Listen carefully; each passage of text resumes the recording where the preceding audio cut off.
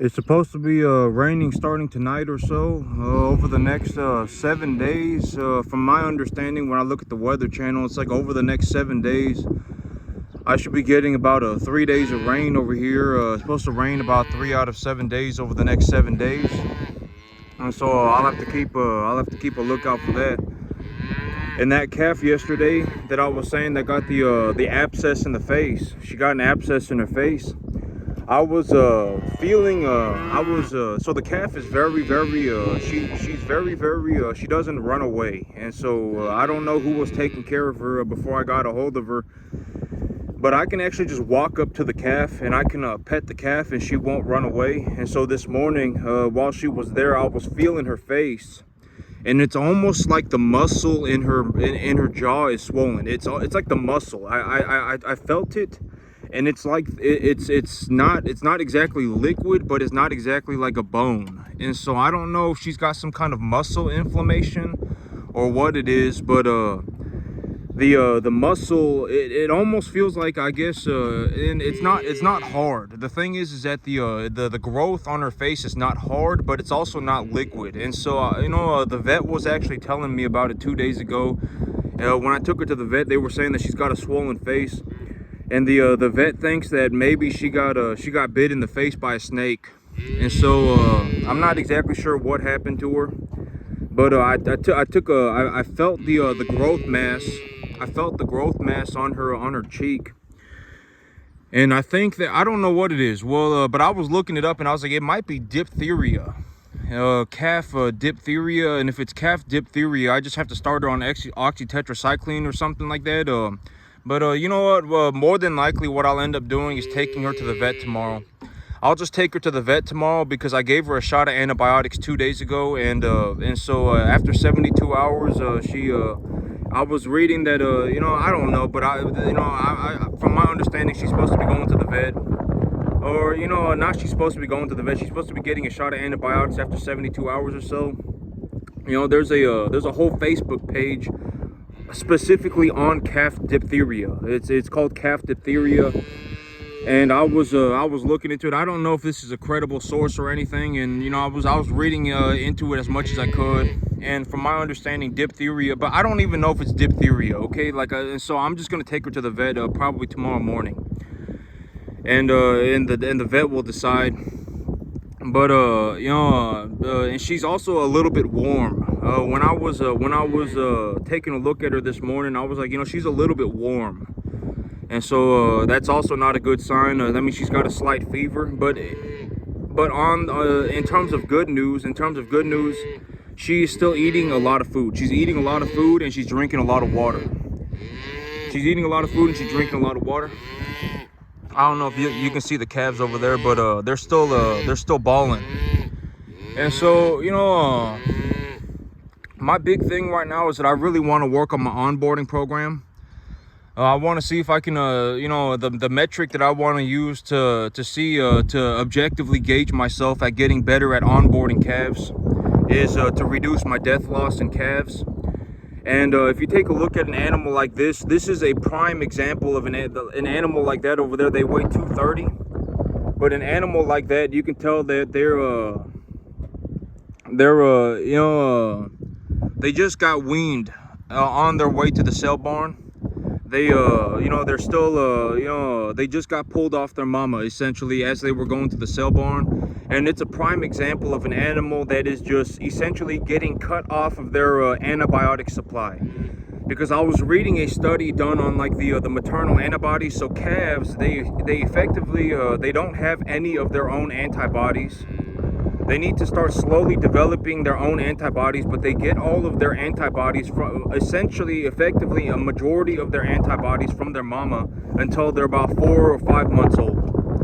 And when they're about 4 or 5 months old, and they get that the antibodies from their mother by drinking the milk. That is from my understanding. I don't think that they're born with the antibodies, but they might be born with some antibodies, but I'm almost pretty certain that they get the antibodies from their mother by drinking the milk, and they get those antibodies until they're about 4 or 5 months old. And so if you effectively take the animals off of milk immediately, and you just one day they're 2.5 months old, and you just cut them off their milk, and you know, you put them around a whole bunch of other cattle, they effectively don't have any antibodies, and they're gonna get sick, and they're stressed out, they're freaking out because their mama's gone. And you know, and I was like, so these type of calves, one of the things that I'm gonna do is, like, if I see a calf that is bawling, if I see a calf that is essentially freaking out because it's been pulled away from the mama, I'm going to separate them. I'm going to separate them, and I'm going to put them in smaller groups. I'm going to separate them and put them in smaller groups. So that's one of the things that I'm doing. I'm going to see if I'm going to do whatever I can to reduce the death loss percentages. And in terms of, you know, I might actually even, I might separate them into a set. And I was thinking about doing this morning. But I might separate the calves that are freaking out from the other calves. I might separate them, put them into smaller groups, put them into pens of 2 or 3, and then I might even give them a second shot of antibiotics about 3 or 4 days after their first shot. And so if I have a calf that is, like, legitimately freaking out, you know, like that calf over there, they're freaking out. You know, one of the things that I'm gonna do to see if maybe it makes a difference. You know, and I'm just going to do whatever I can. But, you know, the big thing that I want to work on right now is my calf onboarding. I want to work on my calf onboarding program because, you know, I was talking about this, but effectively anytime that I sell cattle, my income essentially goes vertical. Like, you know, and I was talking about this the other day, or it may have been yesterday, but like, you know, I sold 4 calves and I made enough money to buy like 7. All right, and so I can, anytime that I sell calves, I just make a drastic amount of money. You know, I sell calves, and you know, I sell 4 calves and I made enough money by selling those 4 calves to buy 8 calves. I sold 4 calves and I made enough money to buy 7 calves. I sold 4 calves and I made enough money to buy 9 calves. You know, anytime that I sell cattle, I just make you know, I borderline make about a 70% return on my money about every 7 to 9 months. All right, so it's like yesterday or 2 days ago, I sold 4 calves and I made enough money to buy like 7 calves. All right, and so I'm going to be anytime that I sell cattle, and the big idea, and I actually wanted to talk about this in terms of the overall, you know, the business plan. Why am I doing what I'm doing? You know, just giving you my perspective, right? I'm just giving you my perspective because chances are this might be the only time you ever get to see something like this. And I'm not saying that like, oh my God, you know, I'm a saint. I'm just saying that let's just be honest with ourselves. You're probably, if ever, rarely ever, you're probably not ever going to get to see something like this again. I mean, you know, finding, and I've already talked about this, but in terms of the overall broader U.S. economy, you know, I made it into the top 0.00001 percentile of the entire U.S. economy in the year 2024. The entire U.S. economy. All right, there were only 20,000, 30,000 people in the entire country that generated as much money as me in the year 2024. All right, and if you really think about it, 20,000, 30,000 people. If you put all of us in a room, half the room might be an idiot. All right, half the room might be an idiot. Oh my God, they YOLO'd and whatever, right? And so it's like, if you really think about it, if you know, finding someone who actually knows how to generate money is very rare. It's very rare. Like, it's like, you know, I legitimately gave this guy, you know, $100 a month, and he turned that $100 a month into $100 grand. You know, he could actually do it. All right, like, this is a guy that can actually do it. He can actually do it knowledgeably. Like, he actually knows how to do it. It's very rare. All right, it's very rare. You're probably not ever gonna, you know, see this again. All right, like, you know, me, it's like if I was given whatever, you know, not even given, and like if I had $1,000, I could turn $1,000 into $100,000 in 2 years. All right, and I'm not the only person that can do this. Warren Buffett could also do this. I mean, let's just be honest with ourselves. There are other people that could do this. All right, but it's very rare. And so chances are this is going to be the one time that you ever get to see it. And so I'm just giving you my perspective. All right, but right now I'm working on my onboarding program. In terms of the onboarding program, you know, I give the animals a measured amount of feed. You know, they get a measured amount of feed, and so I can tell if they're eating or not. All right, that's very important. If they're not eating, that's very not good. And so they are definitely eating. I would say that they're eating about, you know, probably about 10 pounds of grain a day, and I also gave them free choice hay. one of the things that I'm going to do is that if I have a balling calf, I'm actually going to separate them into a different pen, and I'm going to put them into smaller groups, and I might even give them a second shot of antibiotics when they're going into that separate pen. And I got a couple of different things. I actually want to run an experiment on onboarding calves on fresh grass. Because the thing about these animals, one thing that I realized is that if you feed these animals a concentrate, they're not going to eat. They're not, okay. Because if you put them on grass, like if you put them on not just grass, but I've always talked about if you, okay. So if you're going to run this experiment, you actually need to, or well, I'm going to say that one of the I got a lot of wind picking up. But one of the most important things that you have to understand that when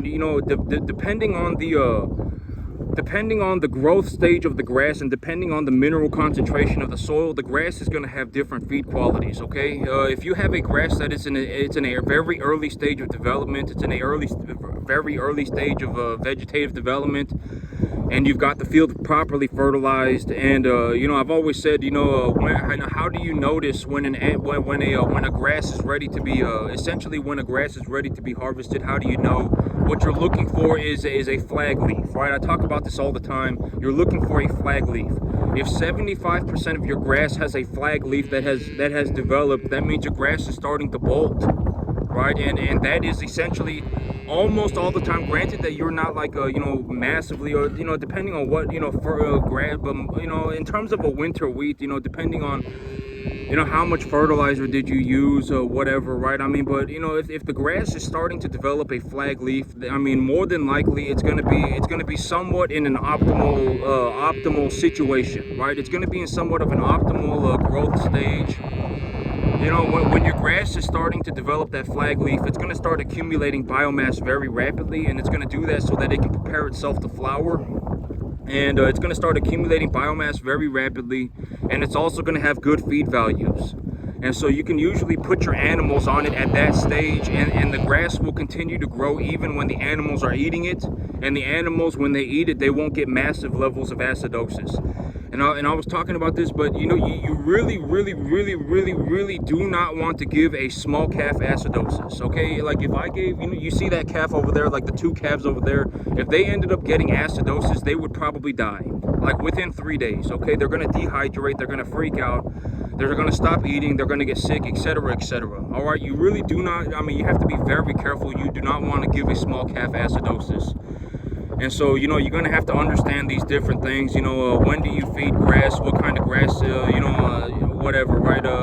What kind of fertilizer do you use on your grass? When do you feed it? How do you, whatever, right? And so you're going to have to understand these things. Because if you don't, your animals are going to die. And if you don't believe me, then go and find out for yourself. All right? And so... but I wanted to talk about this real fast. But I'm working on my onboarding program. Anything that I can do, and one of the things that I actually want to try doing, I'm not going to try doing it, I'm going to do it. And I'm going to do it very methodically, and I'm going to do it very diligently. All right, and that's the difference. I'm not saying that you should put your calves on grass. You should probably not put your calves on grass. All right, you should probably not put your calves on grass. If you have a bunch of calves like that, you should probably put them on some kind of a preconditioner pellet and, some kind of hay maybe. All right, most people should. I'm going to put my calves on grass, but I'm going to do it very carefully. All right, and then I'm going to run an experiment. I'm going to be very diligent about it, and I'm going to be very careful about it. You should probably not be putting your calves on grass. All right, but me, I'm going to run an experiment. I'm going to see if I can actually reduce the amount of I'm just going to see what happens. I'm going to grow a very high quality grass, and then I'm going to see if I can I'm going to see if I can onboard calves on a plot of very well maintained, diligently thought about piece of grass. All right, a plot of grass.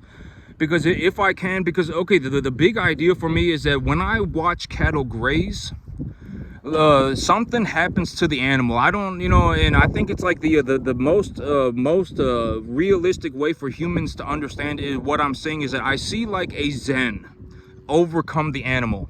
I don't know what it is, but I would call it like a zen. Like if you put the cattle on grass, when the cattle will instinctively eat grass. Some cattle do not instinctively eat grain. This is actually something you should also notice. This is also something you should be aware about. But sometimes you'll bring home cattle and you'll put them on grain and they won't eat the grain. All right, they won't eat it. Instinctively, they will not eat it. And so if they're not eating it, you have to get a hold of that animal very quickly, and you have to give it something that it will eat. Something. Try anything. I mean, legitimately, hay. You know, mix hay with whatever. I mean, distiller grains. Mix hay with a high protein, a commodity pellet. You have to do something, because some animals, about 1 out of maybe 10 animals, will actually not eat grain pellets. I don't know why, but it's probably because they don't know what it is. But cattle, they will almost, okay, I have not seen one bovine to this day that does not instinctively eat grass. All bovines, from what I have seen, will instinctively eat grass. They will do it. And so, and I don't know, like me, because I spend a lot of time looking after my cattle. I spend a lot of time, just looking after my animals. And one thing that I've realized is that when your cattle are walking around on grass, eating it, it's like a peace overcomes their mind. It's like a natural stress reliever. I don't know what it is, but, and I call it like a zen. They're just going around grazing grass and all of the stress is gone. And so I'm like, maybe I can actually utilize that natural reaction with the cattle and the grass to actually reduce the amount of stress that these little calves are having. All right, and I'm actually not suggesting that anybody go and put their calves on. You should probably not be putting your calves on grass, because if your feed values for the grass are too low, your calves are going to starve to death. They probably do not have the proper rumen development to digest grass. They probably don't. All right, and then I'm actually not suggesting that you put your calves on grass. All right, but me, I'm going to put my calves on grass, but I'm going to do it very diligently, and I'm going to do it very thoughtfully. All right, I'm not just putting them on a random piece of brush.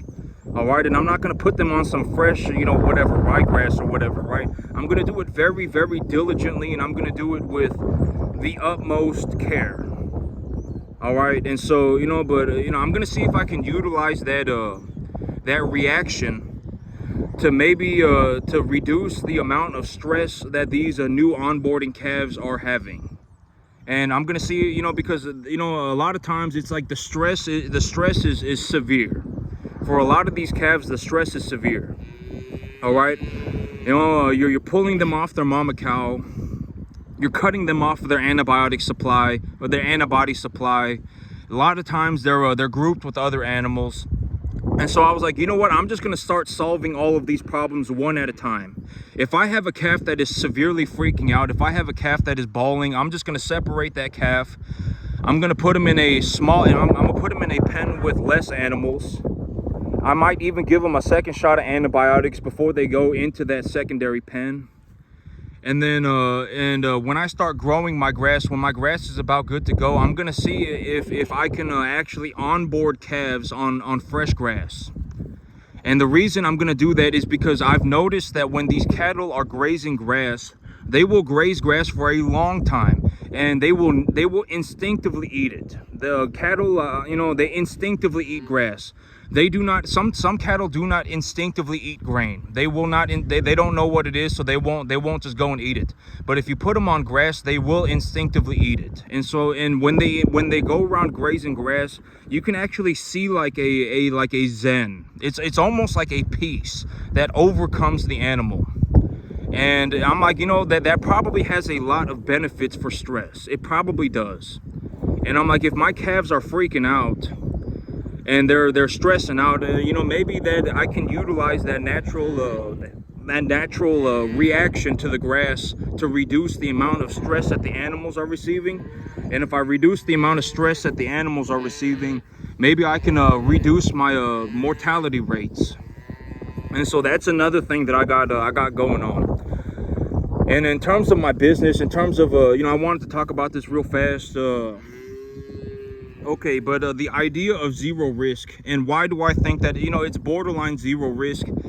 I'm actually more at risk of losing money if I don't do this than if I do this. And I talk about this all the time, and I always say that, like, if you're going to throw a Hail Mary into the middle of nowhere, if you're going to go on a mystical, magical journey, if you're an I fell out of heaven to seven, if you're poor, all of these things, that they're probably a result of you having sold your soul to the devil, okay? None of these things happened, and none of these things are actually a good idea. It just sounds like a good idea on paper, but if you actually take a look at it, it doesn't work out for anybody. All right, it doesn't ever work out. It just sounds like a good idea, but it doesn't ever work out for anybody, okay? It doesn't. And so, and I talk about these things, and I'm not, I'm not, looking to whatever, right? I'm not looking to kick you while you're down. I'm just looking to, maybe it's like if you see, whatever, I'm just giving my perspective. And so the idea of zero risk, me, and God knows it. God knows it. At the end of the day, it doesn't matter. What anybody thinks. God knows it. I did not start my business until I started making a drastic amount of money. Okay, I'm being completely serious. I remember the moment that I decided that I was gonna make my money, when I was, I remember there was one time where I brought in about $30,000 a month for almost 3.5 months. So it was like 3 or 4 months. All right, I was bringing home about $30,000 a month, and that was when I decided that I was going to start my business. All right, and before that, I essentially just had a hobby. Okay, I was just running my cattle, and I was running different types of cattle, and I realized that if I run these specific types of cattle, then I can at least make my money back. And and then I got a large amount of them. I started investing my money into the types of cattle. I was learning what I could, watching presentations, reading books, reading papers, and, learning everything that I could about the cattle business. And, I invested all the money that I had. It was about $12,000 or so. And when I invested that money and I took a look at what was going on, I understood that to some degree I'm at least making all my money back. And so I went to the bank and I took a loan for about 18 grand, and I invested that money. I was all in about 30 grand, and I made about 90. I made about 90, and then I paid the bank. I paid the bank back their 18, and I effectively turned I effectively turned $12,000 into 75 grand, and it took me about 9 months. I effectively turned about $12,000 into about $75,000, and it took me maybe about 9 months to a year. And when I did that, the feeder cattle market also went vertical. A lot of these animals, they went up in value almost 75%. So it was like, I got 75,000 for them, but in reality, I should have probably gotten about 45,000 for them. If the feeder cattle market had gone sideways, but even then it would have been a very good return, right? It's like I put 12 grand into it and I got like 40 grand back. It would have still been very good, but the feeder cattle market went vertical, and I got 75 grand back. And so, I still did very well. And so either way, I did very well. I would have done very well. Even right now, I'm doing very well. And that's when I started my business. When I realized that I can make a large amount of money, that's when I started my business. And I'm going to talk about this, the idea of a zero risk situation. And it's like me, I'm actually more at risk of losing money if I don't do this than if I do this. And the thing about me is that if I wanted to farm 10.5 acres for the rest of my life, I can always just come back. All right, and this is what I mean by don't throw a Hail Mary into the middle of nowhere. All right, you really don't want to be throwing a Hail Mary into the middle of nowhere. If you're gonna do this, you have to, you should be in the situation. You should be understanding that you should be checking everything 5,000 times. All right, like if you're legitimately gonna go and look to purchase an equitable asset. All right, you're going to go and look to purchase an equitable asset that is already making a positive return. When you find this asset, you should be checking everything 5,000 times. Check it all over and over and over and over and over again. All right, check it every single day, every single week. Check it every day that you wake up. Check it every day before you go to sleep. Check every single corner of everything. All right, because you have to understand that when it comes to money, People steal, okay? People steal, people cheat, people scheme. When it comes to money, most people are either misinformed, they're running off in the wrong direction, or they're desperate. All right, and you don't want to be starting a business. You don't want to be looking to get into a business because you're misinformed and desperate. That's not a good reason to get into a business. What's practically the only reason that you should ever get into running a business or starting a business, right? What's the only time? When you can make a large amount of money. All right, I can almost guarantee it. If you do not meet that criteria, having a business is going to be the worst idea that you would have ever had. I mean, you were better off just working, you were better off just getting a good salary job with good benefits. I can almost guarantee it. Starting a business for most people is a horrible idea.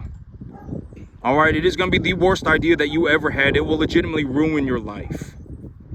All right, I mean, you will hold on to it for no reason, for whatever, whatever reason that but it's not good. I mean, you're going to hold on. I've legitimately seen people who bankrupt when they're 70, all right? They retire, they don't even retire, they give up their business when they're 70.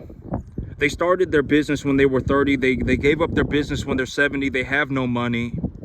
They're working as a cashier at a grocery store. All right, and they're taking that money and their Social Security and they're living off of that.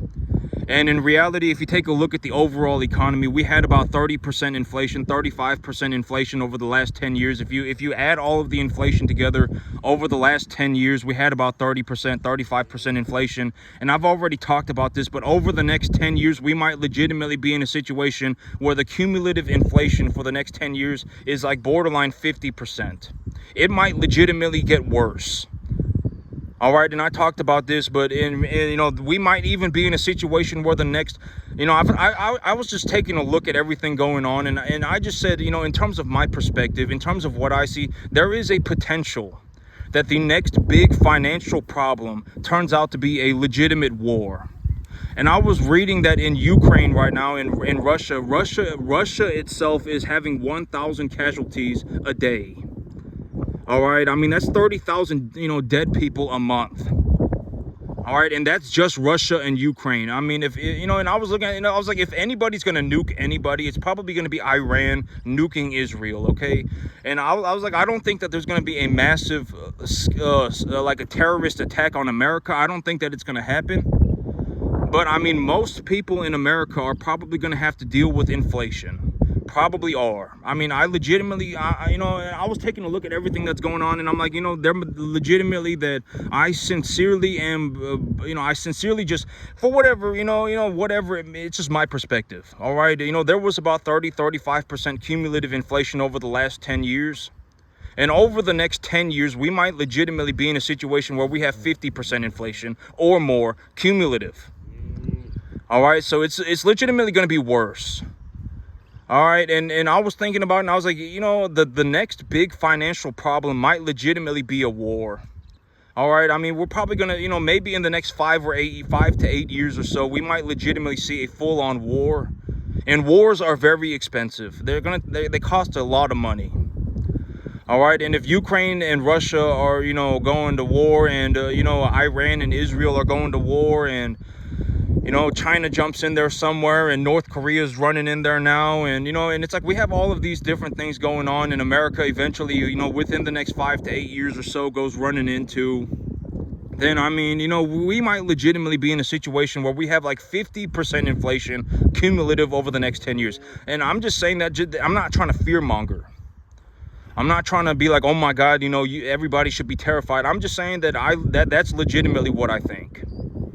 All right, I don't get anything out of saying that. Like, I'm not like trying to sell you a product, right? I don't have anything to sell you. I don't, whatever, right? I mean, if you drop dead tomorrow, I wouldn't even know. But I'm just saying, that's legitimately what I see. All right, I was taking a look at everything going on, over the last 10 years, maybe we had 35% cumulative inflation. Within the next 5 to 8 years, I anticipate that there's going to be another financial problem. And the next big financial problem might legitimately be a war. We might, eventually what's going to happen is that I believe that the long-term outlook for rates is that rates are going to go to zero for essentially forever. They might even go negative, right? Central bank rates might even go negative. But they're, I would say that the long, but even if they don't go negative, if interest rates skyrocket, the only time interest rates would skyrocket is if the economy inflated uncontrollably. All right, and I was talking about this, and it's like, if we lower rates, then and the central bank gets what they want, then we're essentially going to have 2% inflation every single year. So in a best case scenario, I mean, and there's an old saying, don't fight the Fed. I mean, it's like, even if there's 2% cumulative inflation every year for the next 10 years, that's still, whatever, 20%. But I honestly think it might even go up to 50. All right, we had about 35% inflation over the last 10 years, and it might honestly go up to 50 or so over the next 10, cumulative 10. And I think that the next big financial problem could be a legitimate war. And North Korea is sending troops to Russia too, right? I mean, North Korea is jumping in there. And I was like, if anybody's going to nuke Iran, or if anybody's going to nuke anybody, it's going to be Iran nuking Israel. I don't think that there's going to be a large-scale attack on America. I don't think North Korea is going to nuke South Korea. I don't think Russia's going to nuke Ukraine, but Iran might nuke Israel. Eventually, at some point they might. If it escalates further and Israel and Iran continuously have wars, or they actually go to war and they're fighting each other for a prolonged period of time, Iran might actually nuke Israel. That's what I think.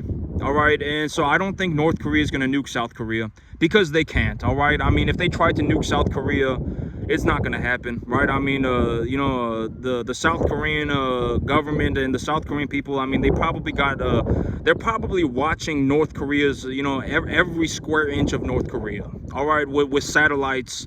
And I mean, it's whatever, right? I mean, they're probably not going to nuke South Korea. If anyone's trying to nuke anybody, it's probably going to be Iran trying to nuke Israel. All right, and so that's what I think. And I'm not saying that everyone should be scared. You shouldn't be scared, because who knows, it might not even happen. But even if things go okay, if things just go decently well and the central bank just gets what they want, we're still going to have 20% inflation over the next 10 years, all right?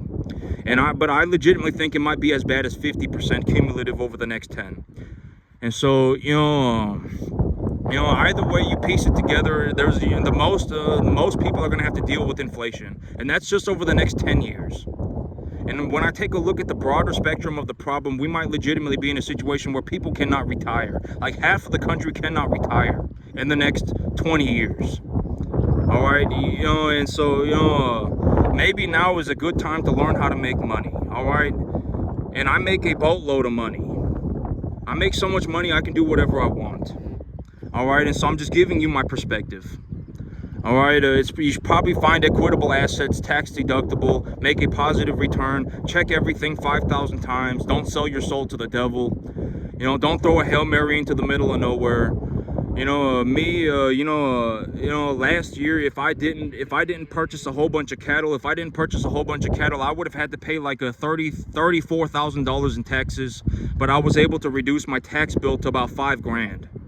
All right, because I was running my business. So that immediately saved me about 28 grand. Even right now, if I were to just take the money that I made on my business and just purchase cattle, I would right now, as of this moment, with just the money that I have made, have close to 100 cattle on a 10.5 acre field. I don't want 100 cattle on a 10.5 acre field, okay? And then at the end of the year, I would more than likely take a loan against the appraisal value of net positive appraisal value of my animals, so that I can reduce my tax burdens.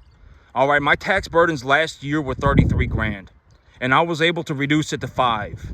This year, my tax burdens are gonna, if I didn't do what I did, my tax burdens would be like 70 grand, 60 grand. All right, and so, that's, I'm more at risk of losing money if I don't do this than if I do it. So, me, I'm not saying you should go and throw a Hail Mary into the middle of nowhere. You should not be selling your soul to the devil. If you're just gonna have to make the best choice. The big idea of a good idea is for every individual to take a look at their current situation and find something that they can do that would better themselves, right? There is no such thing as a universal good idea. And so, but yeah, I got, I'm moving forward with everything. I'm good to go. And I'm gonna go and make myself a lot of money. But y'all have a good one, YouTube.